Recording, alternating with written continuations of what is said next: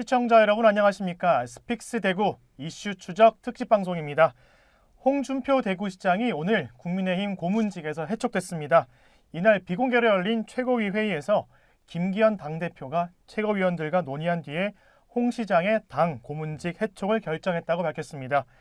해촉 이유로는 현직 지자체 단체장이 당 상임 고문을 겸직한 전례가 없다는 점이 고려됐다, 이렇게 설명했는데요.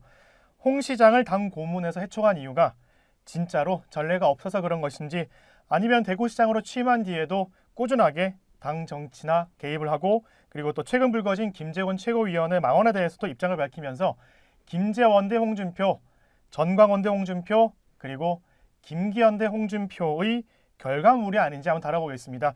그리고 이런 결과가 대구 정치 환경에 어떤 영향을 미칠지 홍 시장의 정치적 위상 등도 세밀하게 심층 분석해 보도록 하겠습니다.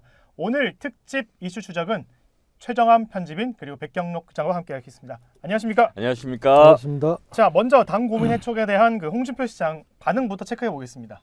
예, 홍준표 시장이 이런 얘기를 듣고 가만히 있을 사람이 아니죠. 그렇죠. 예, 페이스북에 맨 먼저 엉뚱한 데 화풀이를 하네요.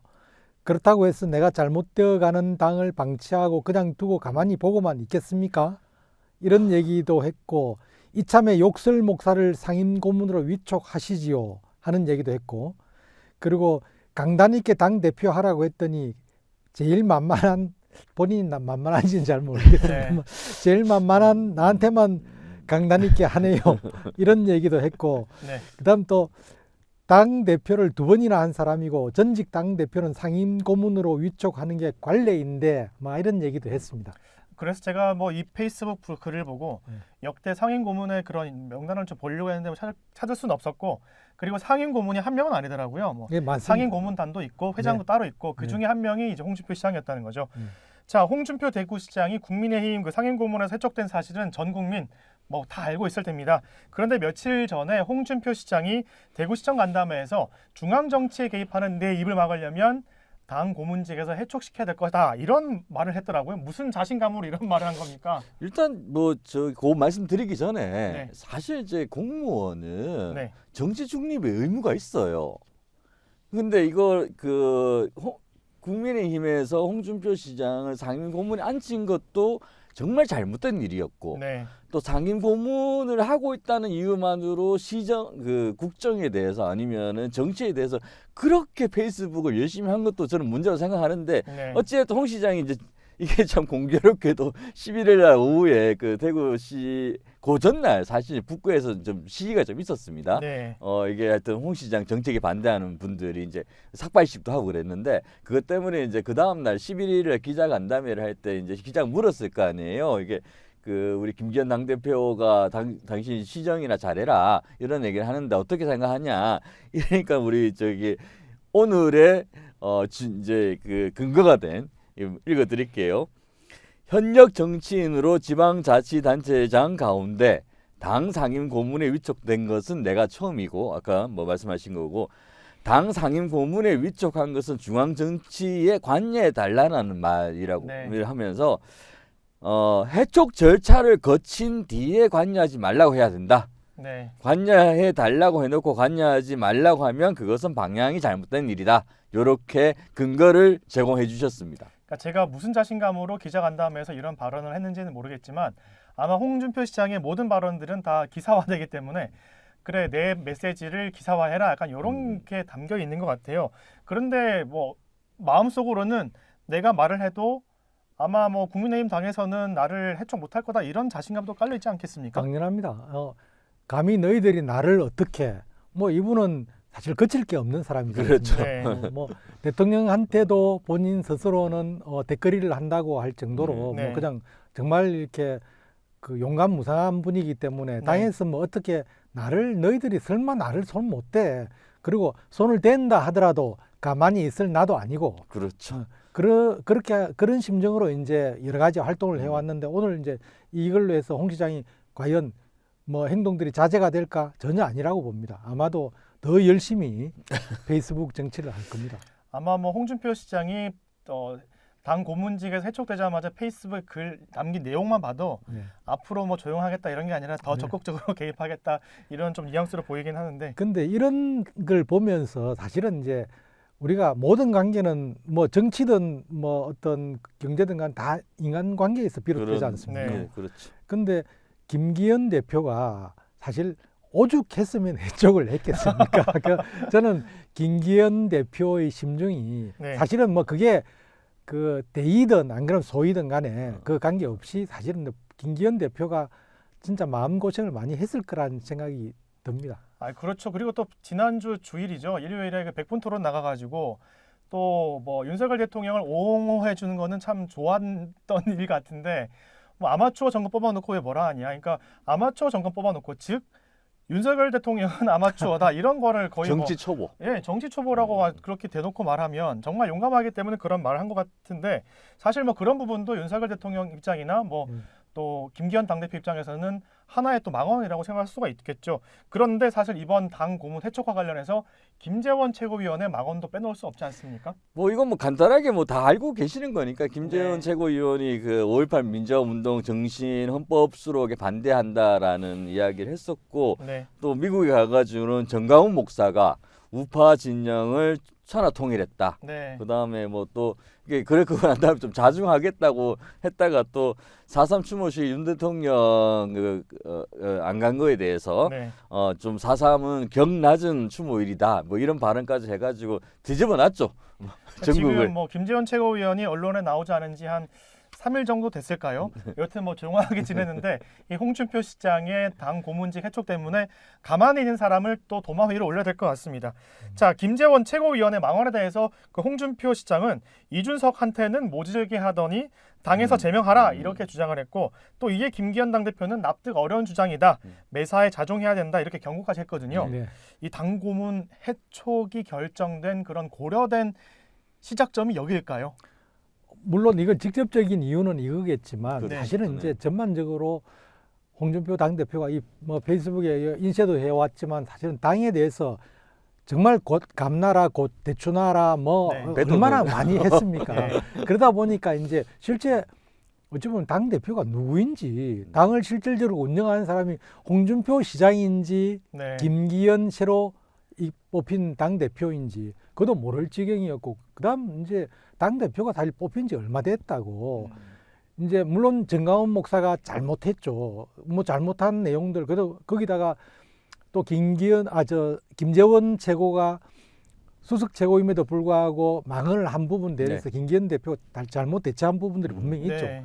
그렇지만 그 며칠 되지 않은 당 대표한테 정강훈 당에 가서 하라고 하는 얘기까지 하면은 솔직히 기분 나쁘죠. 거기다가 지금 현재 최고위원들 그 당 대표하고 최고위원들 5명 선출직들 5명 있는 전체 6명인데 네. 그 중에 당 대표, 수석 최고위원, 네. 태영호 의원 세 사람하고 척이져 있습니다. 그러면 최고위원들 사실 절반하고가 척이져 있는 상황에서 그분들이 잘못하고 있는 건 분명히 맞지만 이거를 지나치게 간여를 하다 보니까 김기현 대표는 속이 그럴 대로 끓었는데 거기다가 이제 뭐 홍준표 시장이 어제 그저께 기자간담회에서 뭐 나를 차라리 해촉하고 그럼 너가 너 마음대로 하든지 하는 얘기하니까 그래? 그럼 내 한번 해볼게. 이래 한 것도 있죠. 그러니까 좀 자연스러운 결과를 지금. 저는 이번에 뭐 홍준표 시장이 이틀 전에 그 기자간담회 때 그런 말을 하고 나서 이틀 뒤인 오늘 당 고문직에 해촉됐지 않습니까? 보통 이렇게 감이 좋은 사람은 자리 깔라 해야 되는데 네. 자리 깔아도 될 것 같습니다.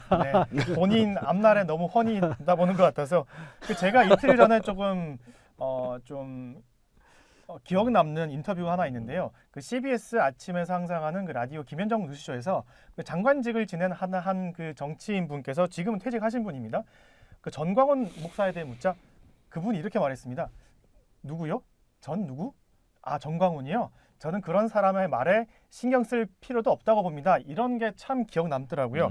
그래서 만약에 홍준표 시장도 뭐 김재원 최고위원이 아무리 망언을 했다 하더라도 뭐 전광훈 목사까지 그렇게 막 대상으로 뭐라 하고 이렇게 할 필요가 있었겠나? 그냥 가만히 두면 사람들이 무시할 텐데 오히려 그 홍준표 시장의 그런 SNS 글 때문에 더 화를 돋군 것 같은데 자 이렇듯이 전광훈 목사도 빼놓을 수 없습니다. 그 홍준표 시장이 SNS에 전광훈 목사를 굉장히 공격하는 그런 글을 많이 올리지 않습니까?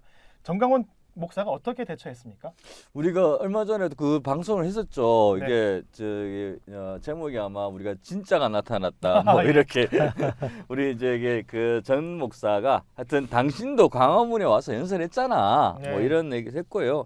내가 이런 무례한 말을 해야겠느냐? 이 땡땡이 말이야. 뭐 이런 것도 썼고 그 가장 중요한 거는 이런 얘기를 했습니다. 대구 시민 여러분. 홍준표 저거 탄핵하세요. 정신 나가서 말이야. 뭐 이렇게 엄청 큰 메시지. 예, 뭐 이런 메시지를 대구 시민에 던졌는데 대구 시민들 중에서 뭐 그것들을 받아들이는 사람은 아마 없었을 거라고 생각하고 있습니다. 그래도 그 사랑제일교회 뭐 소속된 대구 시민분들이 얼마나 될지 모르겠지만 그래도 뭐 대구 시민분들 중에서 꽤나 좀 그런 쪽도 있지 않을까요? 이게 주민 소환제를 하려면 네. 좀 인원이 많아야 돼요. 아, 네. 많이 많아야 돼요. 자 이렇듯이 홍준표 시장은 뭐 당 고문이라는 이유로 중앙 정치에 꾸준하게 개입을 했는데 앞서 소개해드린 대로 김재원 최고위원 망언화대에서 시작된 뭐 김기현 당대표, 뭐 김재원 최고위원 그리고 전광훈 목사 이런 설전을 소개드렸어요. 근데 최근에 홍 시장의 페이스북을 보면 전광훈 목사의 연결고리인 김재원 최고위원을 떼내라. 물론 김재원 최고위원을 이렇게 뭐 지칭한 건 아닙니다. 연결고리를 떼내라 이런 말을 또 적었고 단호한 조치를 취함으로써 뭐 당 대표로서 영이 살아난다. 그래서 처음부터 징계 제명하라고 한 겁니다. 이런 글도 있었고요.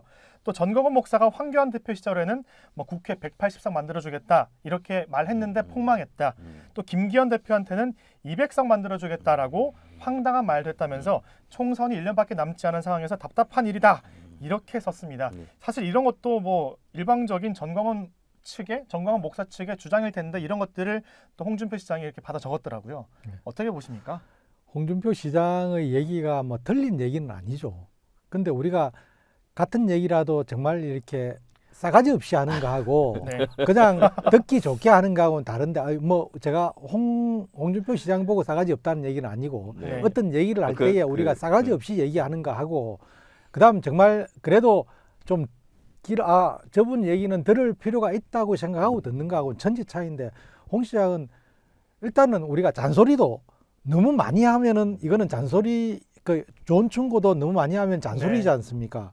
자식들한테도 마찬가지로 한 번 뭐라 해야지 자꾸만 뭐라 하면은 그거는 말 안 듣거든요. 네. 그렇죠. 근데 아침 저녁으로 페이스북을 통해 가지고 이 뭐 당 대표 잘못한다 하고 정강훈 당으로 가라 하고 그러고 이럴 거면은 뭐 이준석은 징계하고 맞아요. 어떤 사람은 이런 식으로 놔두냐 하고 심지어는 어제 뭐 김재원 보고 김재원을 윤리위에서 징계했나 징계해가지고. 한 그까지 하고 이제는 좀 더 말을 하지 않아도 되는데 그걸 가지고 자꾸 하다 보니까 이제 정말 초점이 흐려지는 그러니까 네.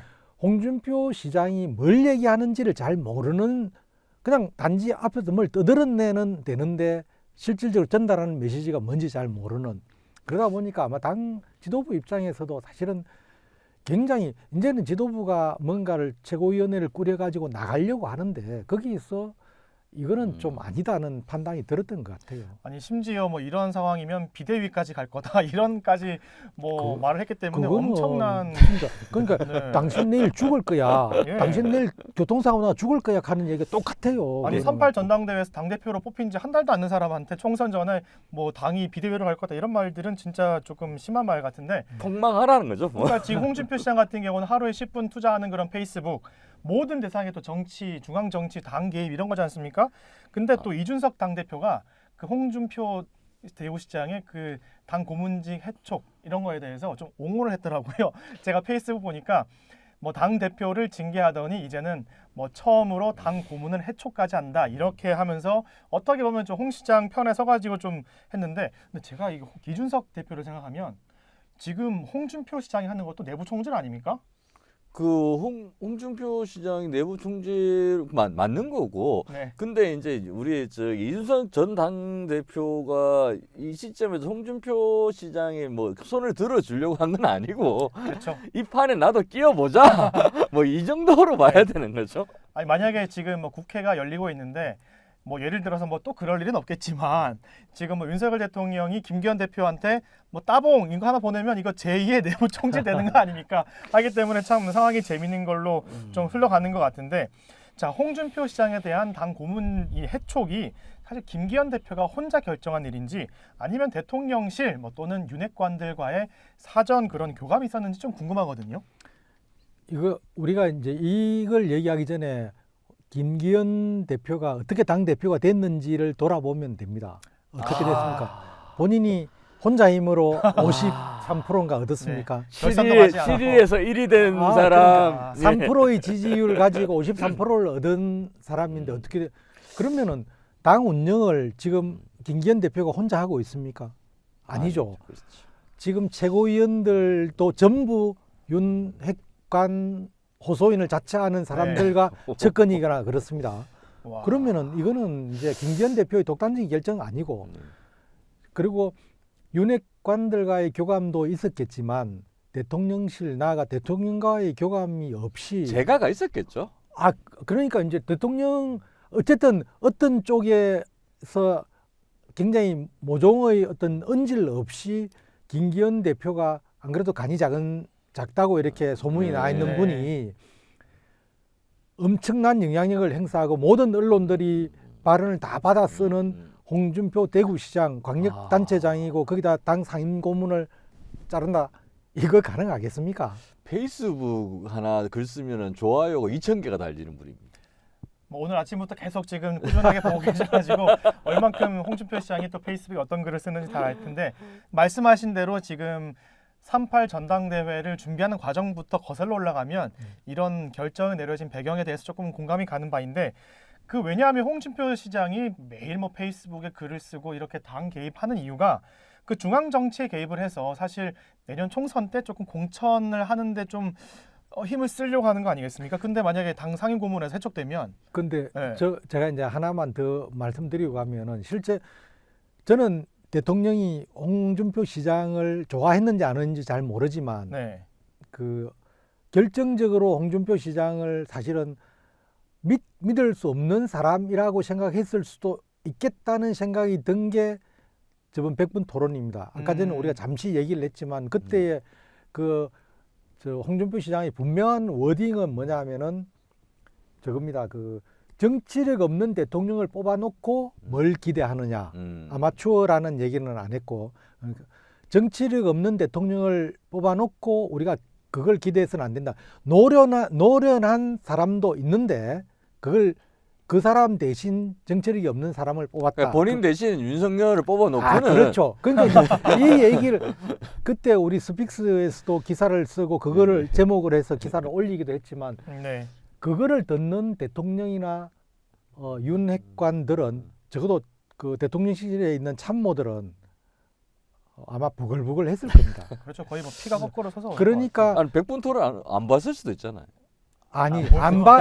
그거는 뭐 네. 안 볼 수도 있었겠지만 전해 들을 수는 뭐 있죠. 전해 근데 들을 전해 듣는 사람이 그러면 사실 있는 그대로만 얘기하겠습니까? 이거는 꾹꾹 눌러 담아 가지고 그냥 전해 드리는 거죠. 뭐 약간 좀 더 포장해가지고 그럼. 이렇게 대통령이 직접 100분 토론을 보진 않았을 테니까 더 포장하고 아주 예쁘게 뭐 더 붙여가지고 이렇게. 자주 가시는데 가 계셨다지 않았을까? 뭐 그건 싶습니다만. 조심스럽게 말씀하셔야 돼요. 아니, 자주 무슨 말씀이신지 모르겠지만 제가 다음 질문으로 넘어가겠습니다. 예. 아니 그 자, 지금 이렇게 보면은 뭐 홍준표 시장도 영향력이 있어야 내년 총선에 개입하지 않겠습니까? 그렇죠. 예. 그런데 지금 뭐 윤석열 대통령도 홍준표 시장을 좋아할 리 없을 것 같고, 그리고 또 당 고문직에서 이렇게 또 해촉되면은 내년 총선 영향력은 거의 뭐 제로 마이너스까지 갈 수 있지 않을까요? 우리 백 기자는 어떻게 생각합니까? 그 얼마 전에 제가 저기 북구에서 집회를 했던 그러니까 우리 주민자치협의 회장 분하고 이제 통화를 하면서 이런 얘기를 들었었어요. 그 북구에 모임이 있었는데 네. 그 뭐 행사였겠죠. 네. 그 홍 시장이 한마디 하니까 국회의원들이 꼼짝을 못 하더라. 뭐 이렇게 얘기를 하더라고요. 아마 이제 그 이 국회의원들이 꼼짝을 못하는 가장 큰 이유는 지금까지는 홍 시장이 어찌됐든 공천에 영향력을 조금 발휘할 수 있을 것이다 라는 그게 있었던 것 같아요. 네. 근데 이제 지금부터는 아마 이게 없구나라고 이제 판단이 될 거고, 사실 이제 홍 시장이 아까 좀 우리가 빠뜨리고 가는 게 있는데, 이 지역에서 여론이 상당히 안 좋습니다. 일단 이게 홍 시장이 이번 기자간담회에서도 이런 얘기를 했었어요. 아니 뭐 이게 이제 특정 지역이 너무 이익이 되는 거 아니냐, 아니면 이게 왔다 갔다 하는 문제가 되지 않냐, 이렇게 하니까 대구 시정을 하나하나 물어보고 하지 않는다. 그건 허수아비다. 뭐 이런 말을 썼거든요. 네. 그게 뭐냐면 내 맘대로 한다라는 거예요. 자, 그러면 지금 약간 뭐랄까요? 홍 시장의 뭐 독단적인 시정 운영 이런 것들은 저희가 꾸준하게 제기를 하고 있는데 내년 총선에서 네. 어떤 영향력을 미칠까? 아니 그러니까 제가 이걸 조금 정리를 하자면 네. 죄송합니다. 너무 말이 길었는데. 너무 발음 분량이 여기 깁니다. 뭐 이거 좀 그러면 나도 할 얘기 좀 아니 합시다. 그러니까 영향력이 제로라는 말을 하기 위해서 네. 사전 그런 배경을 설명하신 거고. 근데 네.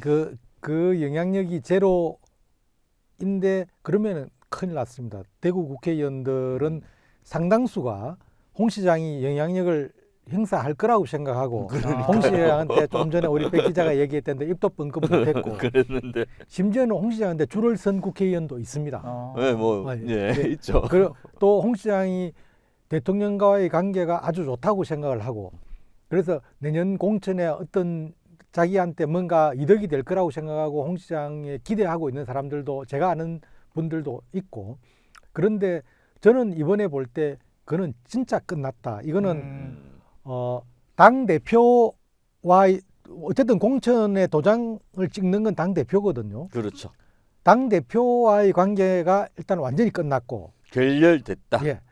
그다음 이제 윤핵관 네. 뭐 아까 좀 전에 우리가 정리한 대로 보면은 윤핵관 대통령실 결국 이제 마지막에는 대통령과의 관계도 썩 명확하지 않을 거다. 그 그러면 위에 분하고도 예. 그러니까 계속 위험한 말을 하시네.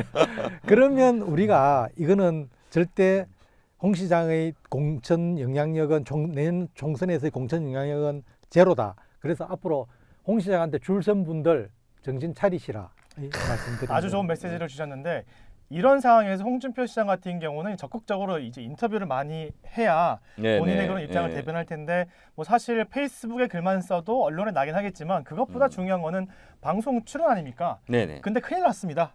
맞습니다. 아니 며칠 전에 CBS 김현정 뉴스쇼에 전화 인터뷰해가지고 뭐 총선에 대한 한동훈 장관 출마설 이런 것들 말하니까 아이고 됐습니다. 나 전화 끊을랍니다.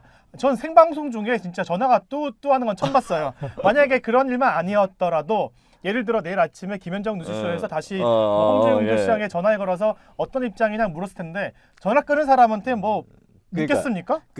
제가 우리가 한 달 정도 전에 백브리핑에서 이런 그 정신병리적 현상을 설명을 드렸었습니다. 오만 증후군이라고. 네. 다시 좀 상기시켜드리면 오만 증후군은 타인에 대한 공감 능력이 상실되고요. 그 타인의 조언을 무시하고 충동성 등을 발휘하는데 사실 이제 이번에 CBS 그 노컷 뉴스에서 전화 끄는 거 보면 충동적인 행동일 가능성이 높잖아요. 네. 그걸 못 참았던 거잖아요. 이 오만 증후군을 치료하는 방법이 딱 하나가 있다고 합니다. 뭐 당 고문지 해촉인가요? 그렇죠. 아마 저는 이제 국민의힘에서 이게 좀 그렇게 하려고 했지 않았을까 뭐 이런 판단도 있습니다. 우리가 너무 희화시키지 맙시다. 자, 지금 그 당 고문직 해촉이 일어났는데 사실 뭐 스픽스 대구 보도로 시작돼서 대구 참여연대가 그 선거법 위반 혐의로 홍준표 시장을 검찰에 고발했지 않습니까? 그런 당 고문 해촉이 경찰 수사 뭐 또는 뭐 검찰의 기소와 관련돼 가지고 좀 영향을 미칠 수도 있지 않을까 싶습니다. 당연하죠. 이거는 오늘날 아마 이제 이거 고문직에서 해촉되는 걸 굉장히 충격을 받고 또 새로운 마음을 가다듬을 사람들이 일단 정치지망생들 그리고 대구에 있는 국회의원들 네. 그렇죠. 이고 그다음은 검경이 이거는 예민하게 받아들입니다. 아주 민감하게 받아들여 가지고 이거는 우리가 수사를 진짜로 제대로 해도 되겠구나 하는 신호로 받아들일 겁니다. 네. 그러면은 선거법 위반 문제는 저게 엄중하게 볼 수 있는 사안이고 엄중하게 봐야 되는 그렇기 거죠. 때문에 사실은 경찰도 검찰에서 그 함명한 내용들을 가지고 이게 경찰서에서 하다가 경찰청 그 지방경찰청 예. 맞죠? 네, 네. 그 광역수사대에서 네. 지금 하고 있는 거거든요. 그런데 이제 저거는 그래도 이제 경찰이나 검찰에서는 뭔가 가지고 있는 사람은 나중에 어떻게 될지 모르기 때문에 그렇죠. 뭐 이걸 이 소환을 해 마라 뭐 이런 여러 가지 있는데 위에서 메시지가 없으니까. 근데 저거는 이제 뭔가에 대해서 우리가 밀어주는 거는 없어. 그러니까 당신들이 알아서야 하라는 메시지거든요. 네. 진짜 큰일 났습니다. 그러면 제가 오늘 그 이슈 추적 그럼 특집 이게 방송을 당선 무효가 될 수도 있다라는 거죠. 그거는 이제 해봐야 되는데 아. 결과가 나와봐야 되는데 이제 방송을 그렇구나. 마치면서 두 가지 질문을 저도 답하고 두 분께도 여쭤보겠습니다. 네. 만약에 그 선거법 위반 혐의로 뭐 기소가 되고 만약에 뭐 지자체 단체장직을 잃는 선거 무효형이 난다. 네. 그러면 지금까지 홍준표 시장이 뭐 정치에 개입했던 것, 뭐 예를 들어 당 지도부를 향한 막말 네. 그리고 이런 선거법 위반 혐의로 윤리까지 해부될 수 있다고 보십니까? 저는 뭐 저기 윤리라기보다는 저기 경찰 수사가 제대로 되면 윤리 갈 필요가 없잖아요. 네네. 뭐 그렇게 판단해야 되지 않을까요? 아니 그래도 뭐 당직을 갖고 있으니까 당원으로서 국민의힘 안에 있지 않습니까? 그런데 그 만약에 선거 그 당선 무효형이 나면 예를 들어서 뭐 그게 윤리까지 가서 당에서 나가라 이런 징계가 일어날 수도 있는 거 아닌가요?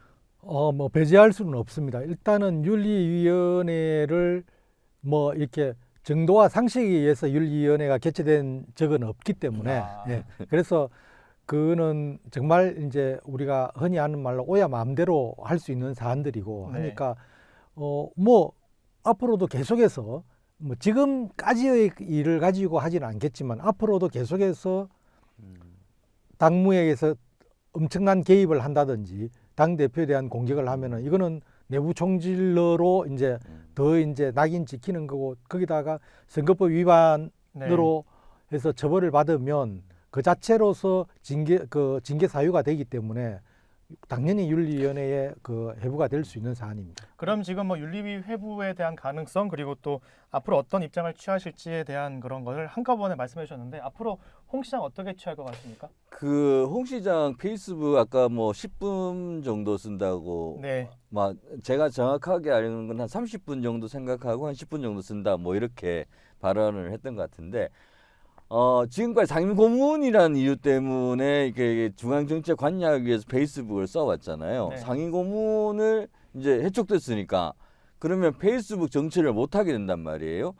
근데 우리가 그 보도했듯이 이분 페이스북 그 30분 정도 쓰는 거 아니잖아요. 고치면서 2시간 반 정도 고치고 있고 네. 또 어떤 날은 그 다음날 고치기도 하고 그러니까 그 페이스북이 머릿속에 가득 차 있는 분이에요. 그런데 이게 상임 고문 때문에 내가 할 말을 좀 줄이거나 아니면 못하게 되잖아요.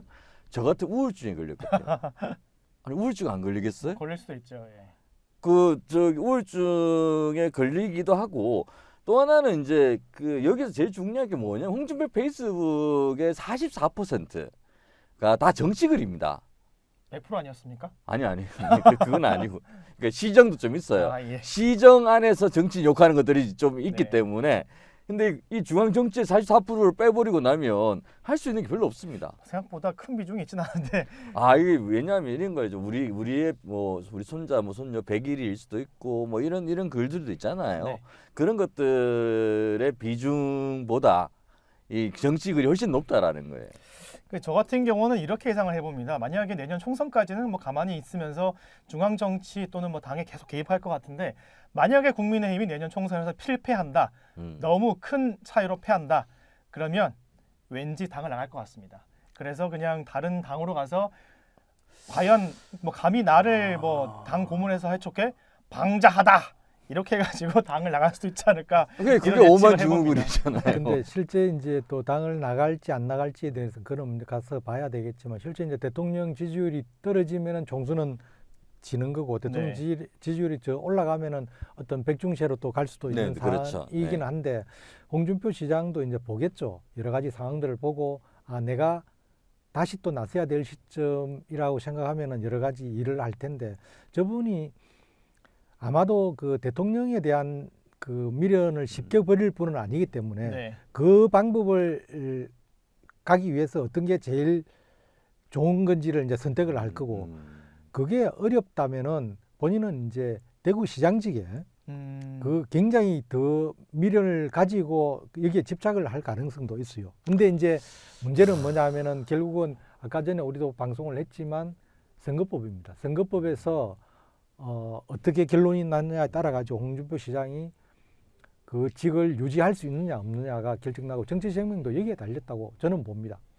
네, 오늘 이슈 추적 특집 방송으로 홍준표 시장의 국민의힘 고문직 해촉에 대한 이야기를 하고 있는데요. 아주 마지막에 그 최정환 편집인께서 아주 중요한 메시지, 무거운 메시지를 던져주신 것 같습니다.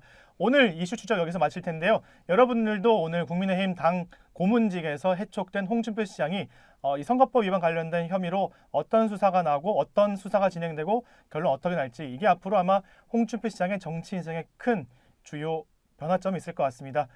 계속해서 많은 관심 부탁드리도록 하겠습니다. 감사합니다. 성공은 소중한 것이지만 성공한 이후에 더불어 사는 사람들의 고통을 외면한다면 그 성공은 큰 의미가 없는 것입니다.